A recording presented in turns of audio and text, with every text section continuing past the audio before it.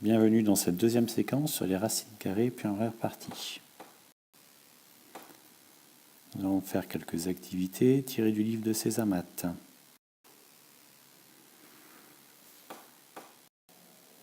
Trouvons des nombres dont le carré est 16. Nous en avons trouvé 2, 4 et moins 4. Et des nombres dont le carré est 0,81, nous en avons également trouvé 2, 0,9 et moins 0,9. Si A et B sont deux nombres qui ont le même carré, que peux-tu dire de A et B? Deux nombres qui ont le même carré sont soit égaux, soit opposés, comme le montrent les exemples de la question précédente. La mesure du côté ci-contre, c'est 5, parce que 5 au carré égale 25. Il est intéressant de remarquer que moins 5 au carré égale 25 également, mais qu'une longueur, celle de la longueur du côté d'un carré, est un nombre forcément positif. Donner la mesure du côté d'un carré dont l'aire était 0,49, il s'agit également de 0,7.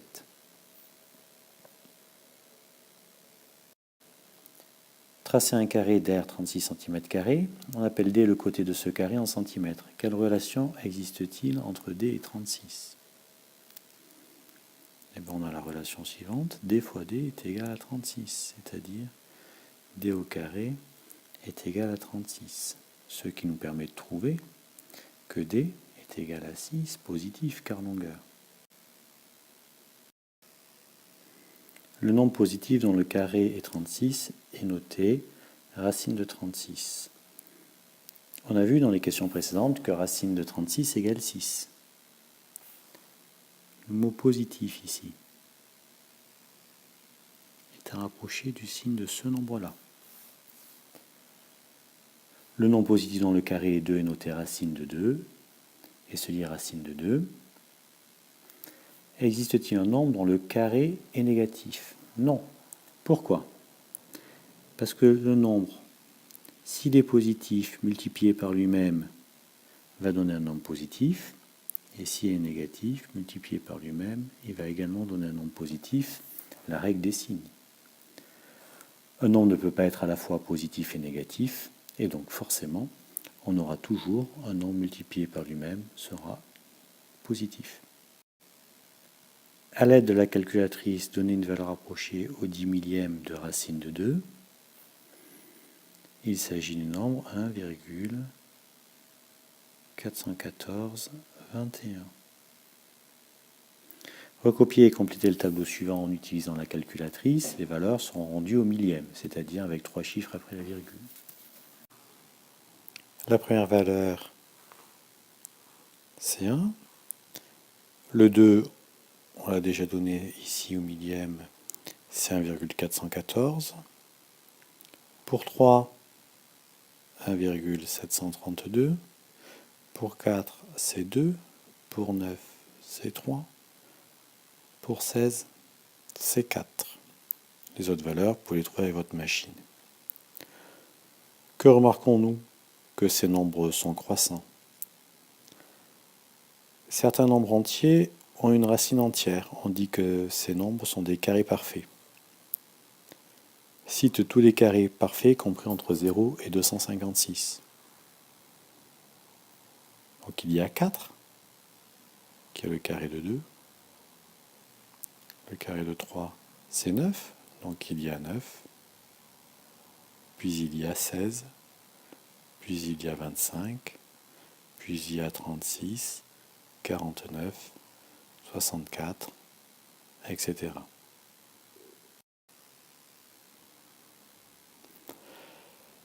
Parmi les nombres suivants, quels sont ceux qui sont égaux à racine de 13? Racine de 13 au carré. Racine carrée de 13 au carré. Racine carrée de moins 13 au carré. Quelles sont les valeurs exactes de racine de 7 au carré? On a dit que ça valait 7. Et en TD, on s'est dit peut-être que f pouvait être égal, par analogie avec les autres manières, à pi moins 5. Cela est faux.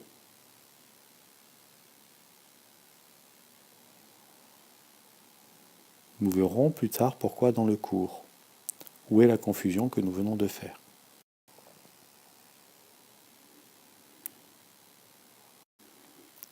Dans cette activité, on nous demande l'aire du triangle POM.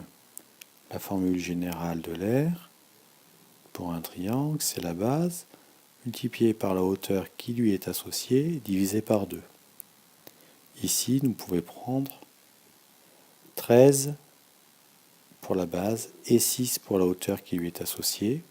Donc 13 multiplié par 6 divisé par 2, ce qui vaut 13 multiplié par 3, ce qui vaut 39. Démontrons que POM est un triangle rectangle. Un rapide coup d'œil sur la figure nous fait penser que si ce triangle est rectangle, il l'est en P. Une idée est d'appliquer la réciproque du théorème de Pythagore, mais pour cela, il nous faudrait la longueur des deux autres côtés.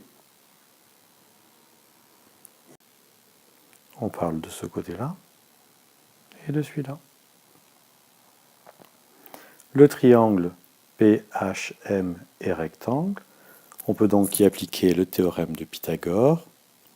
Et tout calcul fait, 36 plus 16, ça fait 52. Donc ce côté mesure racine de 52. Et de l'autre côté, 36 plus 81, 117. Donc ce côté mesure racine de 117. On ne sait toujours pas si le triangle est rectangle. Mais on va pouvoir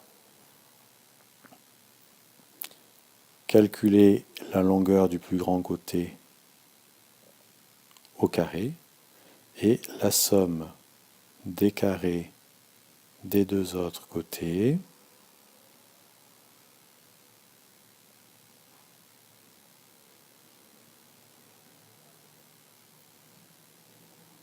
ces deux nombres sont égaux. On peut donc appliquer la réciproque du théorème de Pythagore et donc affirmer que le triangle est rectangle en P. À la question D, en t'aidant des résultats trouvés dans les questions A et C, écris racine de 117 multiplié par racine de 52 sous la forme racine de C, où C est un nombre entier.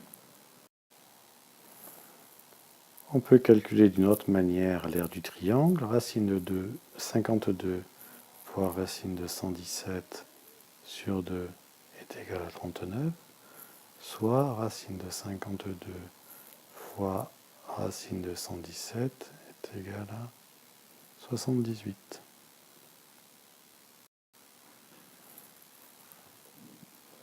On peut rapidement montrer que racine de 78 est égal à 6084. Donc, racine de 52 fois racine de 117 est égal à racine de 6084.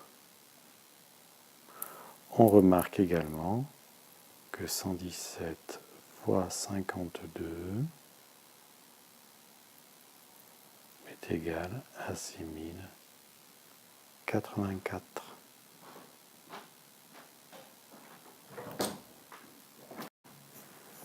Tout laisse à penser que racine de 52 fois racine de 117 est égal à racine de 52 fois 117. Intéressons-nous maintenant à la dernière question. Complétons le tableau. Si A vaut 4 et que B vaut 16, racine de 4 fait 2, racine de 16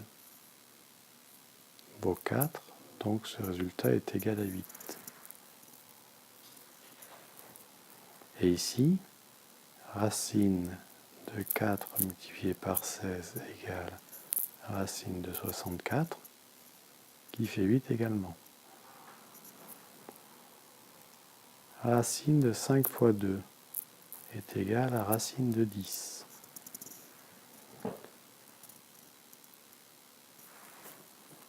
Une approximation de racine de 10 est 3,162277.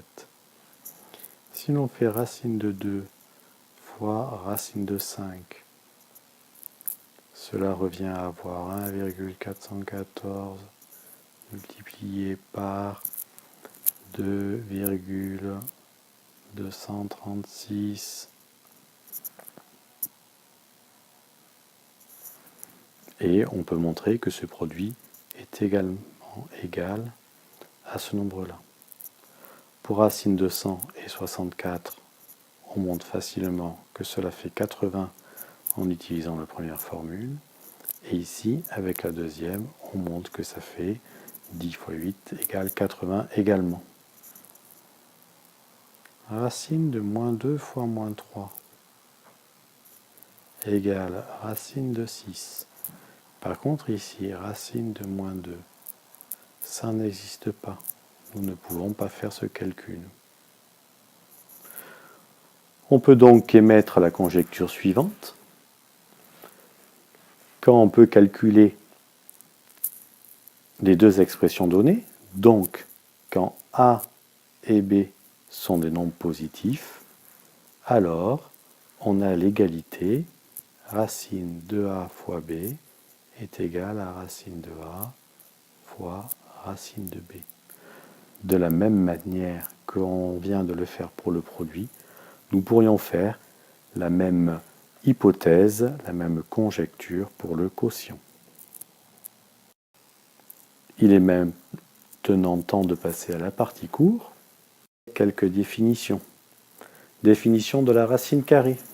Soit A un nombre positif. La racine carrée de A est le nombre positif qui est élevé au carré donne A.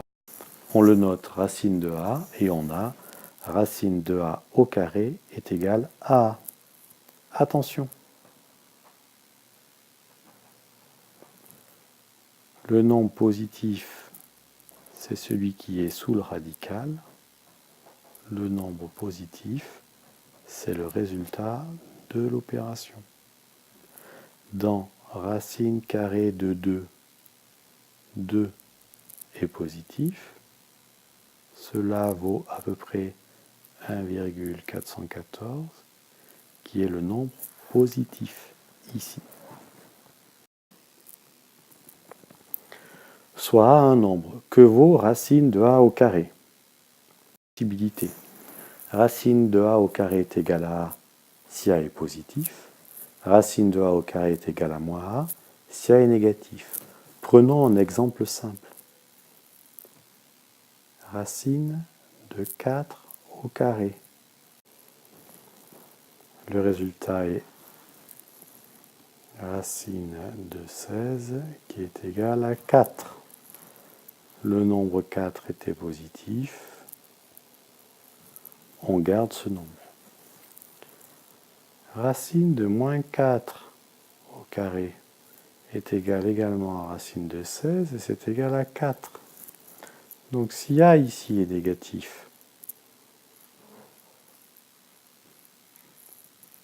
le résultat ici qui est forcément un nombre positif, voire la définition, en fait ce résultat-là, il vaut moins A, de manière à pouvoir être égal à 4. Et alors il faut se rappeler de quelque chose que nous avons vu dans l'activité. Racine de pi moins 5 au carré. En fait, si le nombre pi moins 5 est positif, cette racine carrée va valoir pi moins 5. Si ce nombre pi moins 5 est négatif, on va avoir moins pi moins 5, c'est-à-dire moins pi plus 5. Et en fait, comme une valeur approchée de pi, c'est 3,14, 3,14 moins 5 est un nombre qui est négatif. Donc, on ne pouvait pas répondre précipitamment comme on avait fait lors de l'activité. Attention évidemment de ne pas confondre racine de A, le tout au carré, qui n'existe que si A est positif. Et alors, on a cette égalité avec le racine de A au carré qui existe si A est positif et également si A est négatif, mais il faut faire attention. Dans l'expression racine de A est appelé le radicande. On a toujours racine de A qui est un nombre supérieur ou égal à 0, comme le dit. Et, nous l'avons vu lors de l'activité, les nombres dont la racine carrée est un entier sont appelés carrés parfaits. Un exemple de carré parfait, racine de 25 égale 5. Comme 5 est un entier, on dit que 25 est un carré parfait.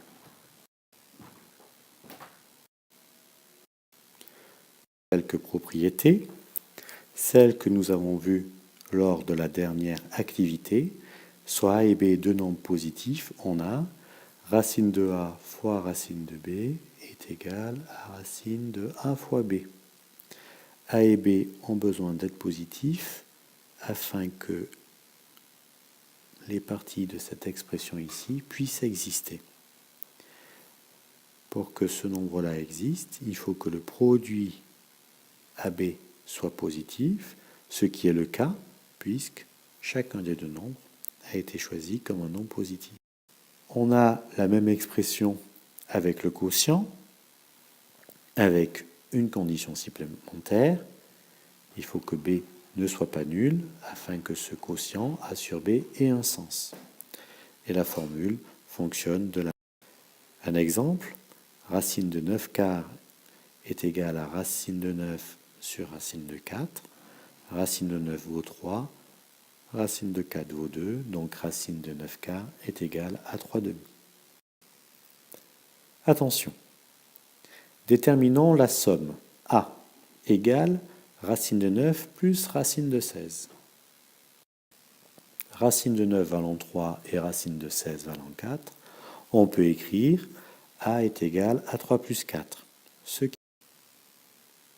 Déterminons maintenant B égale racine de 9 plus 16. L'addition qui est sous le radical est prioritaire. B est égal à racine de 25, carré parfait, est égal à 5. Que ces deux expressions sont donc différentes et qu'il n'y a pas d'analogie possible entre la formule que nous avions établie pour le produit avec des sommes. On écrira toujours une racine carrée sous sa forme la plus en utilisant les règles que nous avons vues. Pour A égale racine de 20, on peut écrire que c'est égal à 2 au carré fois 5. C'est égal à 2 racines de 5, car en effet, ici, nous pouvons écrire que c'est égal à racine de 2 au carré fois racine de 5, et on a déjà vu que ce nombre valait 2 racine de 5. Pour racine de 125, on peut d'un produit dont un des deux nombres est un carré, dire 5 racines de 5. Et pour le dernier, 27, c'est 3 au carré 3, et 75, c'est 25 fois 3, c'est-à-dire 5 au carré fois 3. Nous avons nos deux carrés. On peut donc dire 3 racines de 3 moins 15 racines de 3, ce qui fait moins 12 racines de 3. Voilà, merci d'avoir écouté ce cours jusqu'au bout. Bonne révision.